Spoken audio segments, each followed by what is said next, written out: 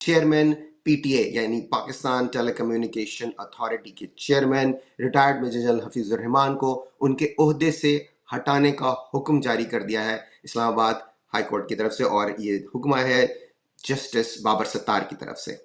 اب یہ خبر کیوں اہم ہے؟ بظاہر تو ایسا لگتا ہے کہ جی ایک ادارہ ہے، اس کے سربراہ ہیں، انہیں ہٹا دیا گیا ہے، لیکن یہ ادارہ بہت اہم ہے، آپ سب کی زندگیوں میں یہ ادارہ بہت اہم ہے۔ وہ کس طرح سے؟ یہ جو آپ کا انٹرنیٹ سلو ہوتا ہے، آپ کے فون کالز ریکارڈ کی جاتی ہیں، بہت دفعہ ہوتا ہے کہ آپ کو لگتا ہے کہ جی آپ کا انٹرنیٹ ڈاؤن ہے، سلو ہے، فائر وال ہے، یہ وی پی اینس کا استعمال آپ کو کرنا پڑتا ہے۔ یہ سب کچھ کون کرتا ہے؟ جی ہاں، یہ پاکستان ٹیلی کمیونیکیشن اتھارٹی کرتی ہے۔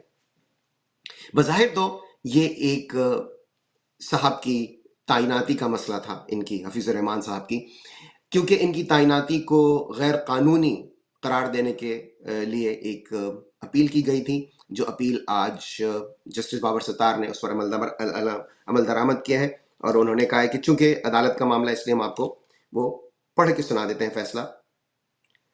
عدالت نے چیئرمین پی ٹی اے کو عہدے سے ہٹانے کی درخواست منظور کر لی ہے۔ جسٹس بابر ستار نے 99 صفحات پر مشتمل فیصلہ جاری کر دیا ہے۔